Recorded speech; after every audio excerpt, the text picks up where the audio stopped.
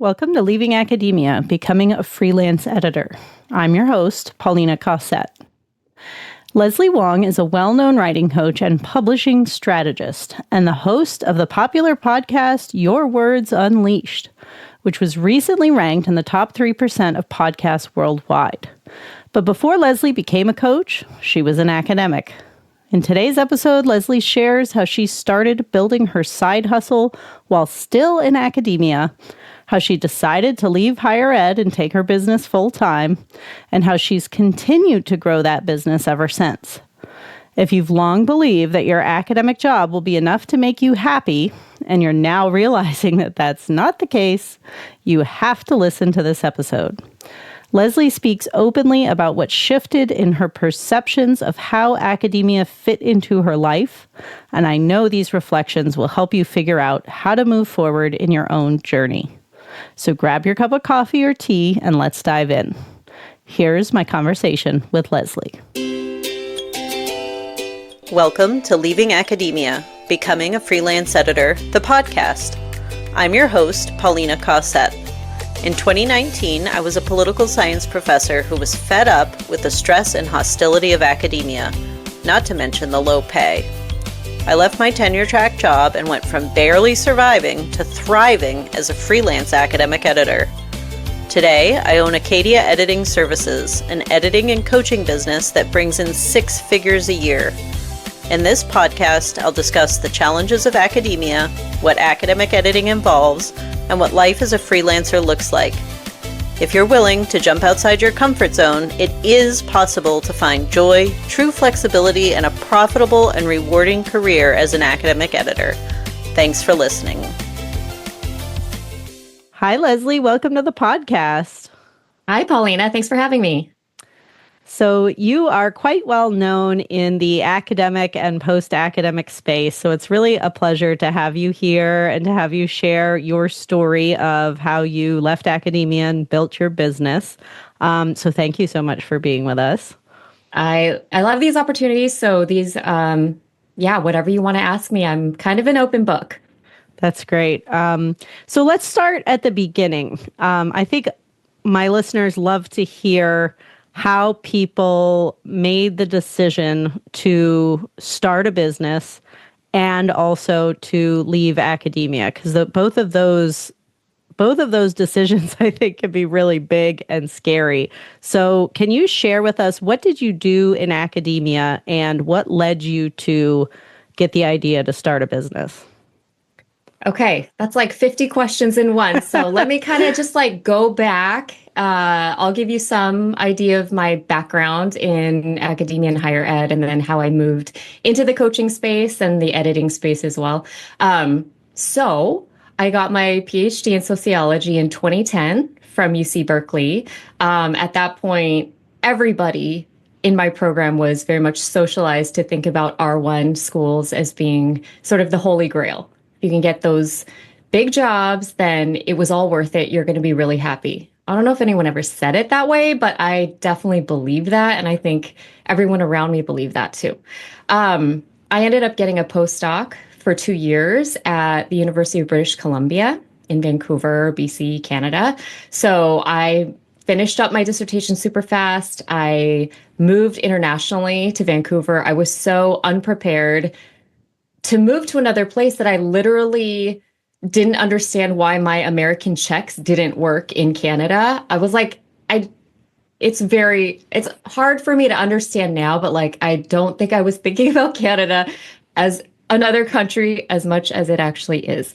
So I was there for 2 years, and I think the postdoc years for almost everybody are very difficult. You're sort of like at least the kind of postdoc I had, which was like a teaching postdoc. I kind of felt like a ghost in the hallway where I didn't have a real place, and there wasn't a lot of reason for them to invest in me because I was probably going to be moving on. And then my view was I'm probably going to be moving on, so why should I invest in this place? So I ended up going on the market big time my second year, and I ended up getting a job, my first tenure track job, at Grand Valley State University in Grand Rapids, Michigan. And I was there for 1 academic year.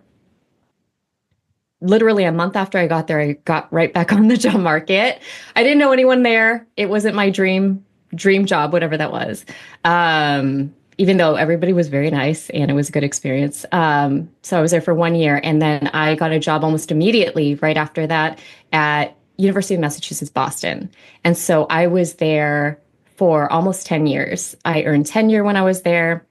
And so I think what happened was I had kind of been delaying this idea of happiness. Like I'd been sort of kicking that down the road to like, once I get the right job, that's my life is going to unfold. Everything is going to be not perfect, but like a lot better than it had been.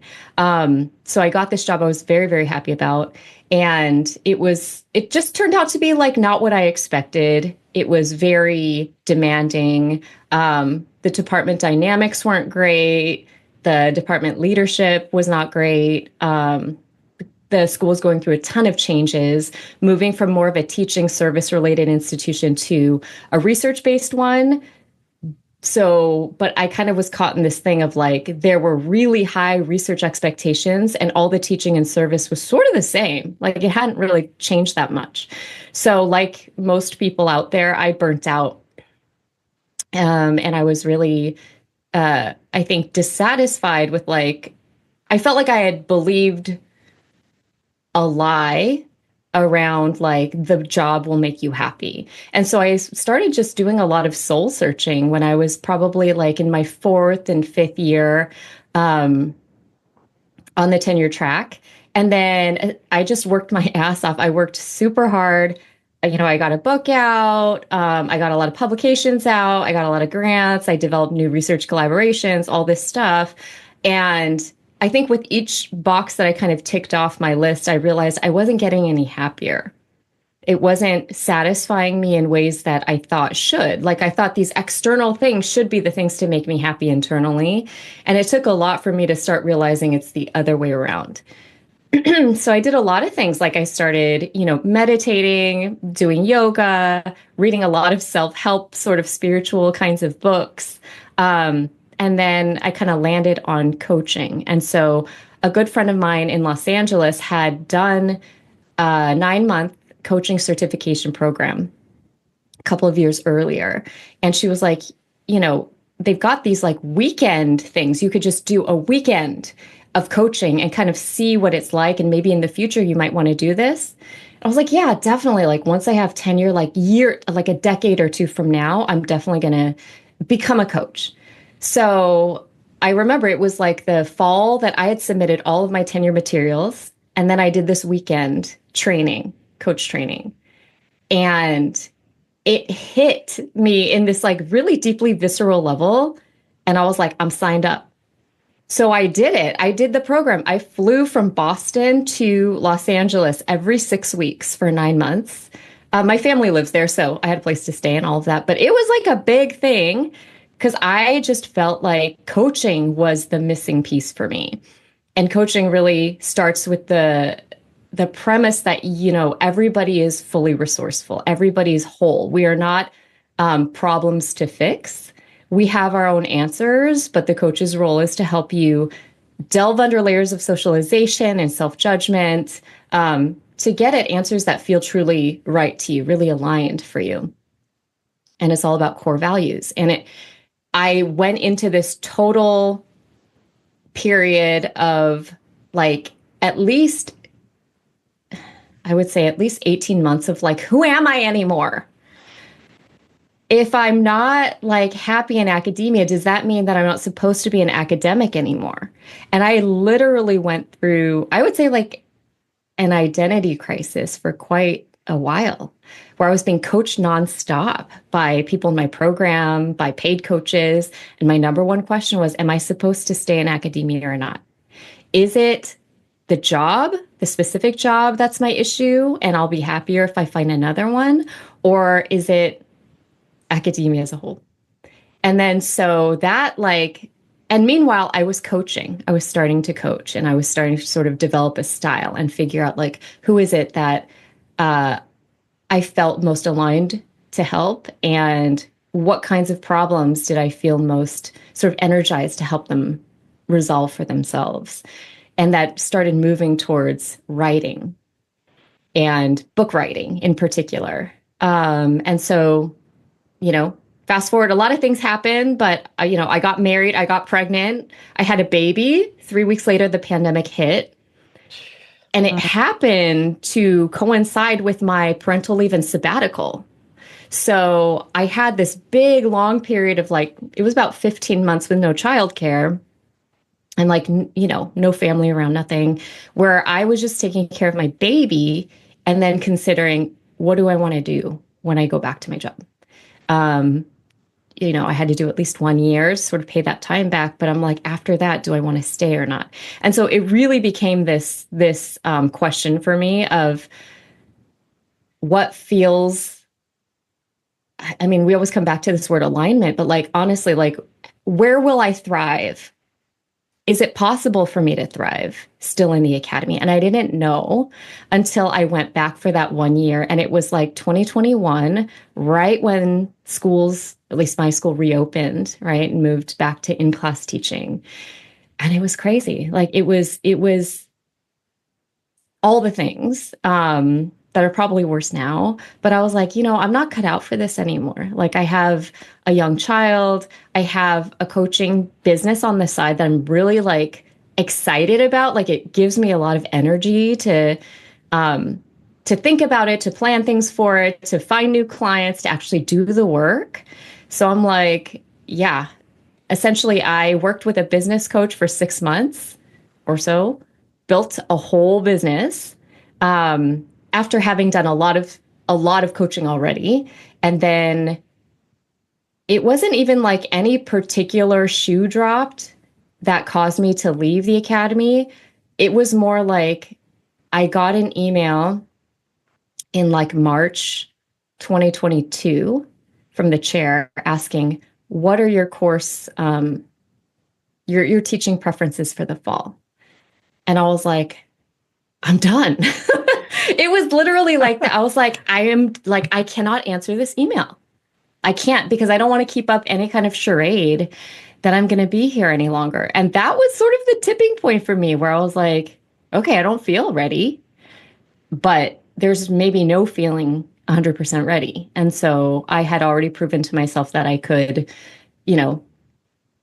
sustain my salary for 4 months. That was my sort of test for myself. And I was like, August 31st, I think I'm done.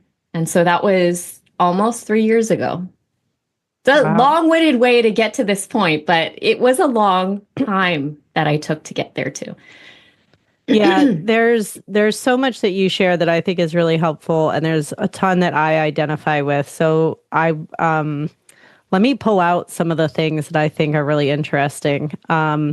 The first thing that you said that stood out to me is you said when you went into the job market, you believed the story that we all get, that the job will make me happy. And I think that's very much the story that I learned. And like you said, it's not explicitly stated. It's just this understanding, right? I think like we're told things by our mentors and our PIs and supervisors that just, we'll just go after the job and it'll work out, and like just go for it. Just find the tenure track job. And if you don't like it, you can go somewhere else and everything will be fine. And it's like, life doesn't work like that, like, and like, I love what you said about how you realize that your happiness has to come from you and your personal life, not from a job, right? A job is a job. It's a way to make money. But I think we get that so flipped around in academia where we feel like all of our happiness has to come from our career. And then everything else that's truly important, like our family and where we live and our hobbies and our joy in life that should come from other things, it gets tossed by the wayside. Yeah, the one thing I would revise about that, at least like my perspective, is I actually feel like work is really important. Like it's important to me to enjoy what I'm doing and to feel like I have a sense of purpose, I have a sense of mission, some direction. It just can't be tied up in all of the drama and toxicity of academia, or at least my former, institution. And so I think that like I am totally in agreement that like we cannot be putting all of our eggs in the basket of our work. But I do think work can still play a really important role in our happiness, as well as prioritizing all the things in our personal life. Yeah, absolutely. I do think it is very important that you get fulfillment from your job. But I feel like, at least for me, my mentors treated getting a tenure track job as like the only thing that would matter in my life, you know? And Yeah. then when I got Yeah. married, I had a trailing spouse who, like, his happiness matters too, you know, or like my kid had being able to spend time with my child when I had a baby. And like, there's so Yeah. many things in life that we need to pay attention to. And it's just silly to think that the job is the only thing that should be important, you know? I know. And then it just breaks my heart whenever I talk to like mothers of young children who are trying to make it in any part of it, like PhD programs, tenure track, or beyond. But like, I didn't have a kid until I had tenure. I don't think I would have lasted. I don't think I could have done it like physically, emotionally. Never mind like the lack of time, but it just kind of shows you it's like the whole structure of it is not set up for the vast majority of people to win. Yeah. But I think mothers in particular lose out. Yeah, yeah. So much about the institutions are set up for like the 1950s version of being a professor, where you're Oh, totally. a Yeah. white man and you have like a secretary and a wife is at home taking care of all the Or the wife household might stuff. also be the secretary. Like there was like a dude in my grad program. He was like very young. He had like 3 or 4 kids, but back to back to back, and was very productive. And you're like, how does that happen? As a grad student, how is this guy doing it all? Well, yeah, someone else is doing, Yeah, he's I'm not doing it all. assuming, the majority of the childcare, Yeah. right? So, yeah, but I digress. So another question I had, you were talking about coaching and how you got so much joy out of that, and it felt like, or at least what I heard you saying was, it felt like you were getting a lot out of the coaching experience that you weren't getting out of teaching or the academic role. And I'm curious what the difference is for you. What was it that made or makes coaching so much more fulfilling and rewarding than what you were doing when you were like teaching and research and all that? Yeah, I think that is such a good question. And I reflected on it a lot. I think with coaching, part of it, and maybe most of it for me, is this sense of having very tangible, real impact almost immediately. So when you can like see, and I think this can, it's similar to a lot of folks in the classroom when they see light bulbs go off, right, in students' heads, which was very rewarding for me, but also I was like not so wedded to the material that I was teaching that I was like that it didn't impact me in the same way when they would have the light bulb moments. I'd be like, that's awesome. They got it. But with coaching, it's so deeply personal. You are coaching someone on something that's causing them a certain amount of distress or pain. And when the light bulb goes off of like, oh, I have my own solution for that, or I've never thought about it from, using that lens, and it totally transforms the way that I'm going to approach this thing. It's, to me, that was just this like deeply, I don't know if it was like gave me just all these like endorphin hits. You know what I mean? I still remember my very first coaching practice. It was in that weekend retreat thing. And they told us a little bit about coaching for like about 90 minutes. And they're like, now you're going to pair up. And I was like, what? Like, I have no idea what I'm doing. Right. And they paired me with this man, probably in his like early 60s, had been like a community organizer his whole life. And he was saying, like, I'm very upset because my son is not like, I don't know, fulfilling his potential or something. I don't remember. What I do remember is that at some point I asked him a question, and we had like 15 minutes for this. And he goes, I'm afraid to grow old. And he started crying.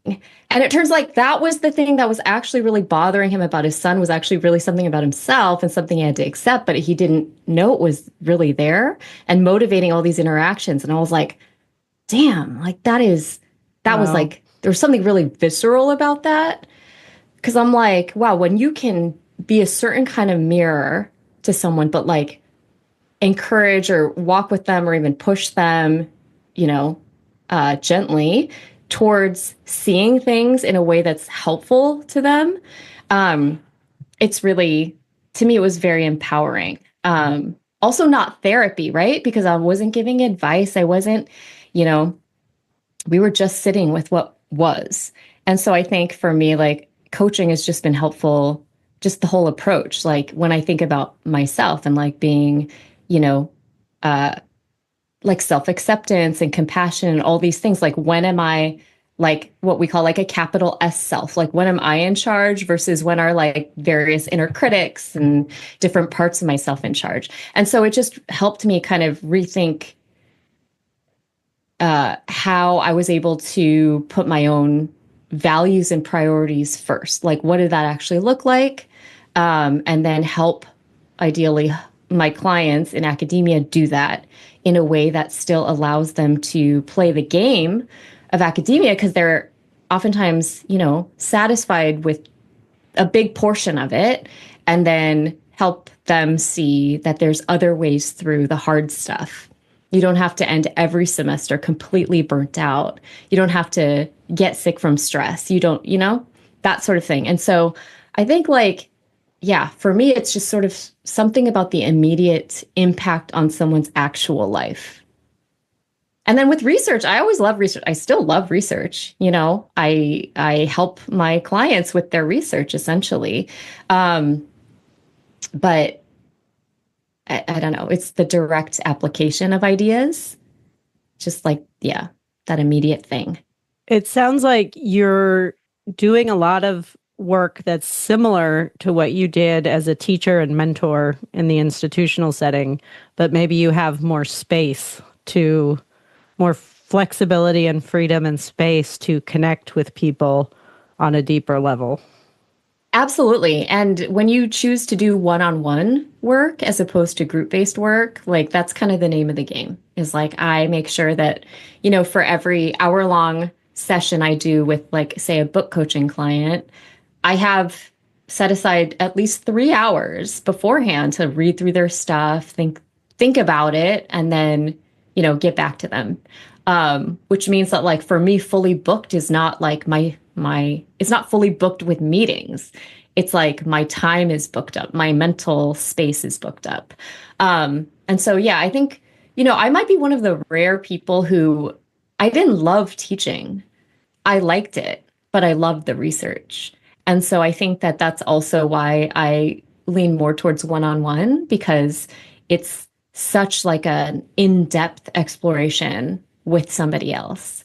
There's like an intensity there that I really enjoy.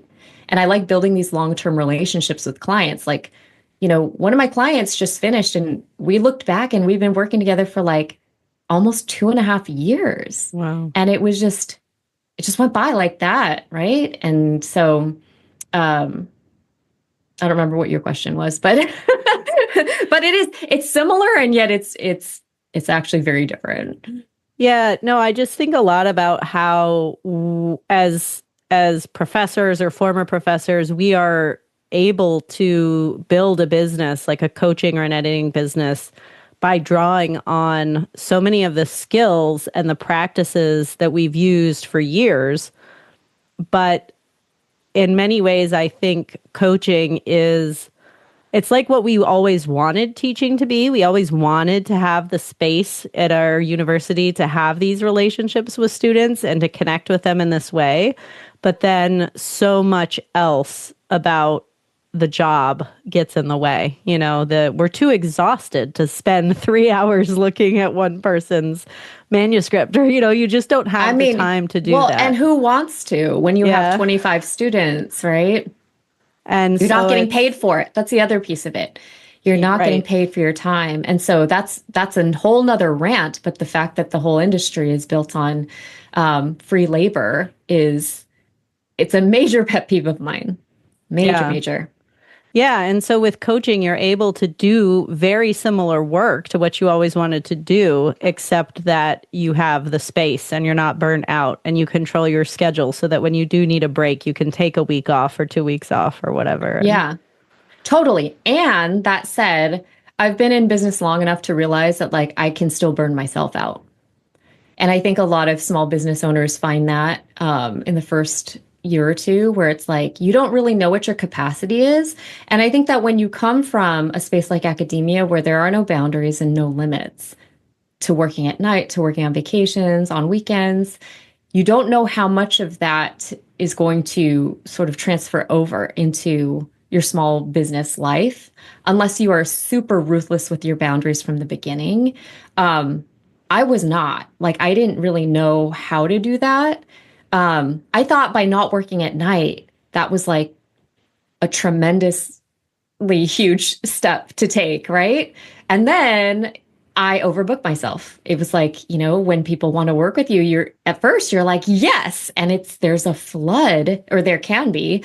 And I was like, this is amazing. And then at a certain point, I was like, I can't do it. Like, it's too much. So there's constant kinds of adjustments too. So being in charge of your own schedule is amazing. And also you got to be very careful, with your Yeah, I time. agree. I think that is a big or that's a common thing that happens for people in this space, is that we're scared to say no to clients because we're terrified that that's going to be the last one that's going to want to hire us. So we say yes to everybody. Oh my And then, God, yeah, I think totally. the flip side of doing that deep work is that it is intense. It can be exhausting. And so you have to, like you said, you have to learn those boundaries and start saying no, or start, controlling your schedule more clearly, so that you're giving the space and the time and the energy to each person. And then Yeah. if it means a client has to wait a little longer until you can book them in, then that's fine. You know, I've lost clients that way, right? Like they end up finding another person who can start sooner, maybe doesn't charge quite as much, that sort of thing. And I'm always like, great. I'm glad like you found what you needed, because I can't speed it up. Like I Yeah. can't do this any faster. So I'm curious. One question that a lot of members of my program have is, when they're starting with editing or coaching as a side hustle and they're still in academia, at what point do you know that you will be financially secure enough to leave the academic job and continue on with a side hustle? And so I'm wondering if that, I think you had mentioned earlier, that you got to that March email of what classes are you going to offer in the fall, and you knew you couldn't do it. And I had a similar realization, like I just cannot come back in the fall. But I wonder, did you have like a threshold that you were trying to meet of booking X number of clients a month, or was there how did you figure that out, like to give up the security of the salaried position and the benefits in exchange for making the side hustle go full time? I mean, it is not easy. And so I think I had mentioned earlier, um, once I had created a rule for myself. If I can replace my actual salary for 4 months straight, that proves to me that this is a sustainable business.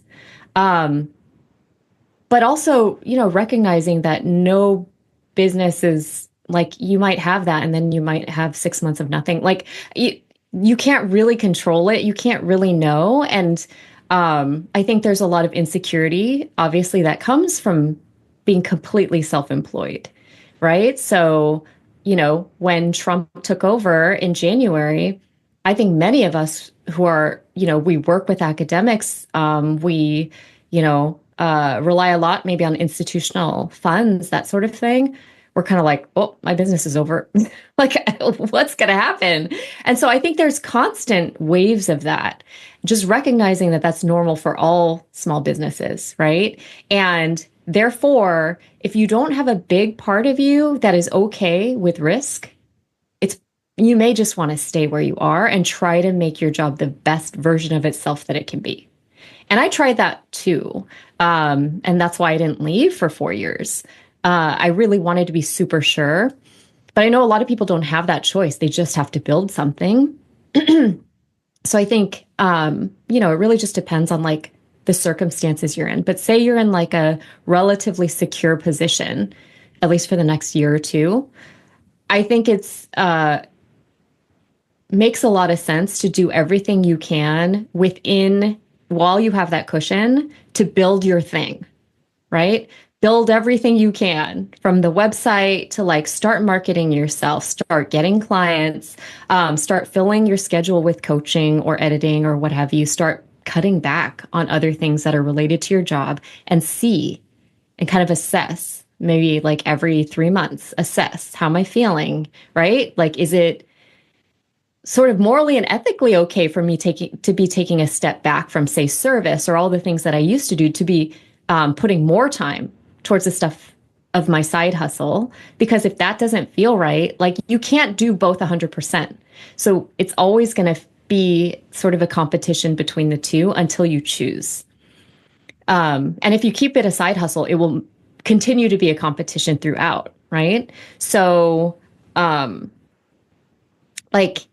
ultimately for me, it was like, can I do this for 4 months straight? But I do have a salaried husband, right? He was able to put me on and my child onto his medical benefits.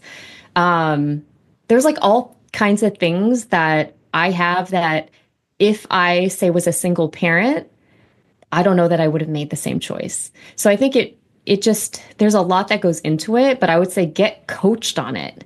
Figure out like what are your must-haves, what are your non-negotiables? You know what I mean? Because a lot of folks stay in the academy even when it's harming them. And I think that should be a non-negotiable. But if it's an okay thing, whatever, and it gives you like the space, you're tenured, and you've got this thing on the side you want to give 25% of your time to, make some extra income, but you're not going to leave, I think that's fantastic. It just depends ultimately, like, what do you want out of this career? What do you want out of your life? What do you want out of this career? Yeah, I I worry about people who stay like out of guilt or something, feeling like they're abandoning their department or their students. Right. I know I had a lot of those feelings, and I think that we have seen in the last few years more and more institutions just cutting people loose. I remember there was an article from tenured a year folks. Or two. Right. Yeah. Yeah. Tenure is basically not worth anything anymore, or not worth as much as it used to. Right. I remember reading an article about this guy who was a professor who was at a baseball game, and his wife got a text from a friend who said, "Oh, I'm sorry to hear about your husband's job."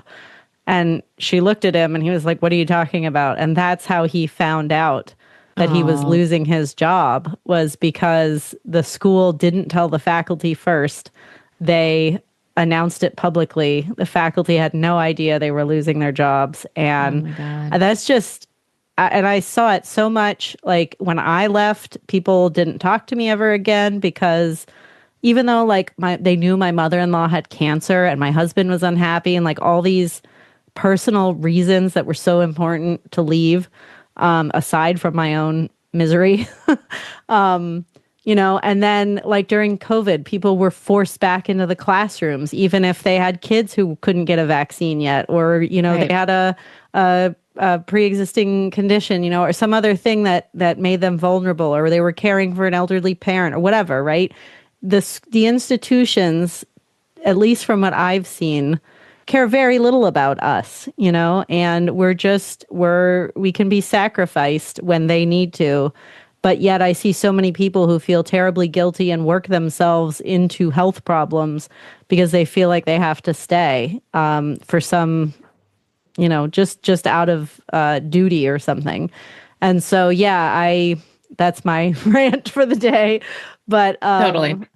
Yeah, I think just exactly what you said, I think was perfect advice, that you can start the side hustle. You can start cutting back on the service, stop doing so much. I think so many of us burn out because we're the kinds of people who just do so much when there are others in our departments who don't do as much, you know? And Right. so if we can cut back a bit for our sake and experiment and see if this works, see if we like this business, like you said, get coaching, get help from somebody who's not going to judge you, who's going to support you, and then make the decision, you know, to leave when it's right for you. And also, like I said before, I don't think that there's some 100% like you just like move into a space of now it's time. Right. Now I know. I I didn't experience that. And so I do think that I felt about 80% sure. And so that's kind of now just my percentage that I use for most everything. Do I feel 80% ready? Good enough. Yeah. Right? That's pretty sure. Because also 100% means that you can control the outcome. You can't. So it's all process, right? You're building a business. Even when I left the academy, I had a fully built business without any like legs to it yet. So, for the past 3 years, I've been, tweaking, always changing this, change that. And it's because I have to always leave that 20% room of like, to experiment and change and make mistakes and revamp and rethink as my life changes, my needs change, my preferences change, my clients change, their needs change. So, just recognizing it's all a process. Yeah, I love that. Yeah, you're never going to be 100% convinced that anything is the right decision. There's always some margin of error, but yeah, if you can be 80% sure or 80% confident, that's a good rule. So, tell us about your business. Is it primarily book coaching? Are you doing editing? What does it look like today? Good question. I mean, it kind of like ebbs and flows. Right now, I'd say the majority of my clients are book coaching clients. So I say that my target market is first time women scholarly book authors. And of course, with a niche, you end up attracting folks who are not in that niche. So I also work with men. I work with a lot of folks writing their second books. I work with folks who are only article writers, but it's all falls within the realm of writing. And when I first started coaching this group, I kept it purely to like mindset stuff. I didn't read their work. I was an accountability partner. I was there to help them feel more confident as a writer, that sort of thing. Help them negotiate their path to getting a contract, for example. At a certain point, I was like, this is not going to be that helpful if I don't look at their work. So then I started incorporating a lot more developmental editing. And at this point, I would say that like I'm kind of half and half, but I don't really talk that much about the developmental editing part of it. But yes, I mostly work with folks, really hands-on with their ideas. And the majority of my clients, I would say, are in the social sciences and humanities. A couple that are in the, say, STEM fields that come to me through Princeton University Press, where I'm a partner coach. And so that's, I would say, 85% of my clients right now, 80 to 85, and then the rest are career coaching. So I've always wanted to maintain a kind of more open-ended kind of coaching where the outcome is more around feeling more satisfied in your work life. So I have this career coaching program for overwhelmed academics called the Career Reset, and it's supposed to be shorter, like only 6 sessions over maybe a semester, and it's about just getting more aligned with your core values and, getting a real sense of where you're putting your time, so that you can put it towards what matters to you the most. Now, what ends up happening with a lot of those clients is what matters to them the most is doing writing, research and writing. So it kind of feeds back into the other one. So there's a lot of overlap. But yeah, that's essentially who I'm working with. With my book coaching clients, I always take them on for a longer period of time. So we do 8 sessions over 6 months. It often spreads out longer than that because, they send me a piece of writing and it can take a long time sometimes to write a whole chapter, a whole proposal or something. Yeah, Yeah, so that's essentially what I'm doing. It's pretty much all one-on-one, with workshops here and there. And I did run groups for a while, but for right now, it's all one-on-one.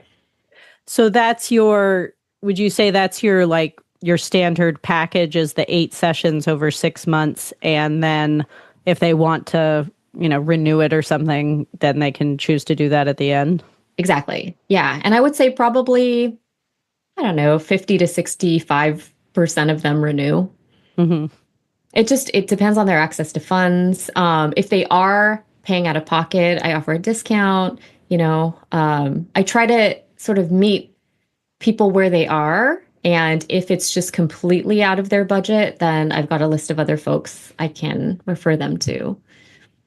Yeah, that's great to hear because I know that's a big question for a lot of new coaches and developmental editors is like, how do I package this? And you get into the trying to charge an hourly rate. And I always No, don't do encourage it. against that because then everybody's doing the math on the time for money and what is everybody making an hour. And Yeah. like you said earlier, you might spend 3 hours before the Zoom call invested in this person's work. And so you really can't do the calculations trading time for money. It's better to do, here's the full package, here's the outcome that you're buying, right? At the end of this, you will have a completed book manuscript or whatever it happens to be. If you do the work. That's the other thing. It's like not taking responsibility for them either. I'm like, if you come out of this with 2 chapters, awesome. I never promise a whole book, but yeah. And then, I worked with a business coach. Her name's Rhonda Hess. I highly recommend folks who are interested in becoming coaches and or editors to check out her website and her podcast, which is how I found her. It's called The Prosperous Coach. And her whole thing is, how do you create a signature program? What is your signature program? And so that's essentially how I created these packages, because I also was doing for a long time, a couple of years, it would just be like one-off sessions, or maybe I'd sign people up for 6 sessions, but there was no kind of outcome because I was coaching people on whatever they wanted. As long as they were sort of an academic, I'm like, I'll coach you. Because for me, it was really practice. But, if you listen to her stuff, it's very much around your niche. And, there's a lot of opinions about niches and stuff, but I have found a niche to be very, very critical to me being able to speak to the needs of the people in my niche, right? And then, like I said, if people, they just kind of like you, they like what you're about, they like your essence, then folks not in your niche will also come to you. They're just aligned with you in some way. So to me, niching has been important. Signature packages are important. But also you have to play around. Maybe it's 6 sessions, maybe it's 8, 9. I think I started my signature book coaching package was 10 sessions. At a certain point, I was like, no one can finish 10 sessions. So I brought it down to 9. And then I'm like, this still feels weird. Brought it down to 8. I'm like, okay, that's the right amount. And then I upped the amount of time that I give them outside of our calls. So, it was just constantly playing around, but it took me probably a year and a half or so to kind of reach that decision. Yeah, that's interesting. When you are first, well, let me ask a different question. I know, so you have a podcast, right? And Yes. I'd love to hear how what led you to start that, as well as how you think most of your clients find you. I know you mentioned Princeton University Press, but do you know what marketing avenue is bringing in the most people? Is it the podcast or is it something else? I don't know. I should ask more. Okay, so my podcast, which is called Your Words Unleashed, I started it. I released the first episodes a couple months before I left the academy, and I decided to do a podcast because my business coach was like, "You need some sort of content. What is it called? Way to get content out there." And she's like, you can blog, you can do a podcast, you can do videos. There's, a whole range of things you can do. And I was like, of those, I would like to do a podcast because I love podcasts. I listen to podcasts. That was a big part of like what sort of helped me decide, I think, on like to really pursue the coaching. I listened to all kinds of things out there when I was just taking care of my son during the pandemic. And she has a podcast. So I'm like, she's the perfect person to mentor me on starting it. And then I just procrastinated for like half a year. I was like, I don't want to do it. It scared, I mean, the living daylights out of me. I was so terrified to do every single piece of it. Because first of all, it is a real learning curve. Learning the technology, figuring out like editing, for example, figuring out like, how do I want to sound? Like, do I want to read off of a script or just talk? Do I want to do interviews or, there's a lot of things that go with it. And then once you release it, who's going to listen? How am I going to tell them about it? How do I keep people listening? So I'd say there's like, for me, there was a high bar to actually getting to the place of doing it and then building it. But it's been the best possible thing because it keeps me interested in my own business. Because I think if I wasn't doing it, I wouldn't be having these kinds of conversations, right? Because about like, I'm about to release my 85th episode, about like, I don't know, 40 something episodes in. Those were all solo episodes. And I was like, I don't know if I can keep churning out these ideas on this basis. I need to talk to people. And so I started incorporating interviews, which have been amazing, like so awesome to pick people's brains and like have in-depth conversations about stuff that I don't know about. And then I do solo episodes every so often in between. So I think a lot of folks do find me that way. A lot of times on our like consult calls, people will tell me, I've been listening to your podcast for a long time. This is the right time for me to work with you. And it's great because they're essentially like pre-sold. They're not shopping around because there's a distinct difference between people who come to me through my podcast and other folks that are like, I heard about you from, this other coach, and I'm also talking to 3 other people, and I'll let you know in 3 weeks. It's not the same sort of rapport. There's nothing wrong with it. Oftentimes they decide to work with me, but it just feels a little different.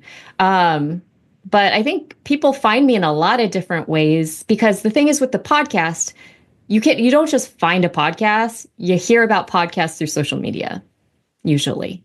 And so that means marketing. And from the beginning, I used Facebook just to talk about coaching and to talk about my journey out of the academy, which I was very open about. I was very transparent. I felt like I didn't know anybody in my immediate circle who left. And therefore I didn't have like a real role model to look to for like, how do you leave? Like how do you deal with all of these conflicting emotions, like the identity loss? There's a certain amount of grief, disappointment, anger that can come from any part of that process. And then at a certain point, I turned to LinkedIn, which I only was using LinkedIn because I didn't know anybody on LinkedIn. I was like, now I'm really going to put my real thoughts out there. And I did that for a couple of years of just like anything I wanted to say. And it was usually about the academy. Went on there. And then as well as podcast, here's my podcast stuff. And so I think like the podcast gets sort of tied into like all the other stuff that I've put out there. I think if I was only talking about here's my signature offer and here's my podcast, I don't know that it would have grown that much because there's no sense of who you are, So instead, it was always like, here's some stories from my life. Here's some reflections that I have now that I'm this far out of the academy, or now that like I'm literally closing the door to my office for the last time, that sort of thing. And so, yeah, that was, I think, the primary way. And obviously, website. People will Google and find the website. They can join my listserv from the website. So that's another way. Like I send out weekly emails to my listener or to my listserv folks. And then, like I said, I have partnered with Princeton. They have this amazing diversity initiative that they have not gotten rid of, which is called Supporting Diverse Authors Book Proposal Grants. It's a really long name, something like that. And so there's a number of us who get paired with different authors, and I coach them basically to create like a really strong proposal that then gets submitted to Princeton, ideally a couple of chapters during that time too. So I think that's like, those are the main ways. And then, and then referrals. At a certain point, you've had enough clients who've worked with you and really liked what you did together. And then they tell their friends. And then, like I've gotten a ton of clients from Santa Cruz, UC Santa Cruz. And at first I thought they were all coming through this one person. And it turns out they come from like different ways, but they're all like located in UC Santa Cruz. So yeah, I'm never entirely sure unless I ask. That's funny. I've gotten messages from people before who will say, "Oh, I found you through so and so." And I'm thinking to myself, I have no idea who that is. There's people out there who are following on social media or listen to the podcast, but they don't want to become an editor. Maybe they're like a department chair or a grad student coordinator or something, and like they're listening and following and then sharing that with their grad students or something like that. So yeah, it is a really interesting way to sort of follow the network, to trace people's different networks. But I think I discovered you a while ago, probably in like the academic mamas groups on Facebook or something. I think I always saw people recommending you, if somebody wanted a book coach or something, they would say, "Oh, you should contact Leslie." And then I listened to your podcast, and I agree. There's something about podcasts that's very intimate. I think somebody else I heard say that like if somebody's going to listen to you while they're taking a shower or something, then that like you've made a connection with them, it's just a very close, you develop a very close relationship with people. I'm not sure if anybody's listening to this episode while they're in the shower, but it's also kind of strange though, because you put all your thoughts out there and you don't really get a direct response. And occasionally people will tell me, "Oh, I love your podcast. I listen to all the episodes," but you don't know, specifically what they're thinking or how it affects them or anything like that. Yeah, no, rarely. And I'm always asking for feedback, but it's like, I don't know, it's like office hours. Like people don't want to stop by. But once in a while I do get like a really nice email from someone being like, "This particular episode really, changed something about how I think," or "It was just coming to me at the right time." A lot of my current clients listen to my podcast. So they'll come to a meeting and be like, "I just listened to your last podcast and it made me change my mind about blah, blah, blah." So it's nice. It's like other ways to connect, even when you're not actually talking. Yeah. Well, this has been a lot of fun. I think you touched on a lot of points that are really meaningful to me, and I know will resonate with a lot of people listening. So I thank you so much for your time. If anybody wants to connect with you, to work with you, to learn more, they should absolutely listen to your podcast. But where else can they find you? What's the best way for them to get in touch with you? I mean, it's really my website, which is yourwordsunleashed.com. And obviously the podcast, same name, Your Words Unleashed. My email, you can always just shoot me an email if you want to connect in some way. It's Leslie@yourwordsunleashed.com. I'm on LinkedIn. And I'm like, I'm pretty, I would say, I check in there very often. But yeah, like I think pretty much everything is on my website, right? I try to have a lot of FAQ sections that cover, all the things. And so I would, if you're interested in what I do, look at the different things that I offer and read through. Make sure you scroll to the bottom, read through all the different things, and you should have most of your answers. And then people can always set up like a free 30-minute consult call with me through my website too. But wonderful. Yes, thank you so much for having me on. I really enjoyed this conversation. Yeah. Thanks, Leslie. Thank you. If you're unhappy in academia and you think you might be a good editor or writing coach, check out my course, Becoming an Academic Editor. This digital course is paired with a 12-week group coaching program to support you through your decision to leave academia or not, and to start building a profitable and rewarding academic editing business. Learn more by going to acadiaediting.com/become an editor. Thanks again for listening. I'll see you next time.